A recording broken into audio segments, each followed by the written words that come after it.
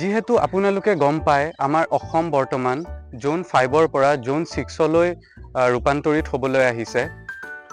জোন 6 হ'ল আমাৰ এটা সিসমিক মানে আৰ্থকুৱেক জোন, যোনটো আমাৰ বৰ্তমান গোটেই ইণ্ডিয়াৰ ভিতৰত আমাৰ নৰ্থ ইষ্টত হাইয়েষ্ট আৰ্থকুৱেক প্ৰোন এৰিয়া হয়, মানে ইয়াত আৰ্থকুৱেক অহাৰ চান্সটো হাইয়েষ্ট হয়। আৰু তাৰ বাবে আমি কি কৰিছোঁ, আমাৰ RCC বিল্ডিংছবোৰৰ পৰা আমি লাহে লাহে ষ্টিললৈ শিফ্ট কৰিছোঁ। আৰু ষ্টিললৈ শিফ্ট কৰাৰ আমাৰ বেনিফিটটো কি?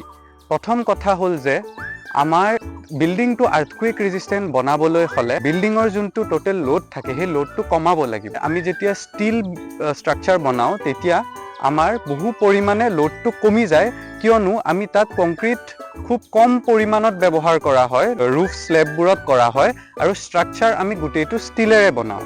আৰু ষ্টিল এনেকুৱা এটা বস্তু হয়, এনেকুৱা এটা মেটেৰিয়েল হয় যোনটোৱে কম এৰিয়া কভাৰ কৰিও বহুত বেছি ষ্ট্ৰেংথ প্ৰভাইড কৰে আমাক, যাৰ বাবে আমাৰ বিল্ডিঙৰ লোডটো কমি যায় আৰু আমাৰ বিল্ডিংটো আৰ্থকুৱেক ৰেজিষ্টেণ্ট হৈ পৰে।